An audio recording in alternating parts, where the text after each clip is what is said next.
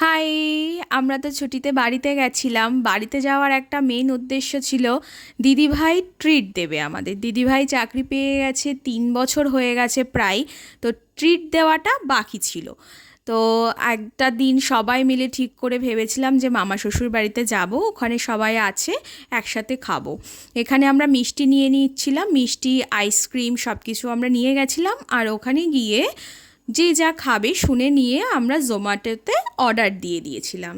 একসাথে যাব, মজা করব, এটাই তো আনন্দ। কিন্তু আমাদের সময় হচ্ছিল না, ছুটি ঠিকঠাক পাওয়া যাচ্ছিল না ওর, যার জন্য আমাদের একটু লেট হলো। তো আমার মাকেও দিতে গেছিলো, আমি, মাম্মা, আমার দিদিভাই যাচ্ছিলাম। ওই যে আসছে, মা এসেছিলো আমাকে দিতে। তো মা চলে গেল, ও দিয়ে এসে স্টেশনে ট্রেনে তুলে দিয়ে এসছে। পৌঁছে গেছি আমরা। এই যে অনলাইনে দেখা হচ্ছে কে কী খাবে, জোম্যাটোতে অর্ডার দেওয়া হলো। এখানে বসে আমরা সবাই একটু গল্প আড্ডা করছিলাম। তারপর খাবার চলে এসছে। আর্সালানের খাবার তো অসাধারণ, বিরিয়ানিটা জাস্ট অসম। কিন্তু আমি ওই দিনকে বিরিয়ানি খাইনি, আমার মুড ছিল না বিরিয়ানি খাওয়ার। টেংরি কাবাবটা দারুণ ছিল। টেংরি কাবাবটা খুবই সুন্দর ছিল খেতে, প্রত্যেকটা আইটেমই খুব ভালো ছিল। আমি আর আমার বর পোলাও নিয়েছিলাম, পোলাও আর মাটন কষা। আমার তো মাটন খুব প্রিয়, সবাই জানে। আমি মাটন বলতে জাস্ট পাগল।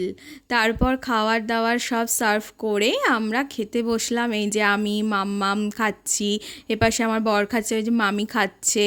হ্যাঁ, সবাই মিলে বেশ আড্ডা করতে করতে খাওয়া দাওয়া হলো। বিরিয়ানিটা একটুখানি আমি টেস্ট করে দেখেছিলাম, ভালোই লাগছিল খেতে মাটন বিরিয়ানি। মাটন বিরিয়ানি কার না ভালো লাগে বলো, সবারই খুব ভালো লাগে। খাওয়া দাওয়া শেষ করে আমরা চলে গেছিলাম একটু শপিং করতে, পুজোর শপিং। সবার হয়ে গেছে, আমার এখনও সব হয়নি।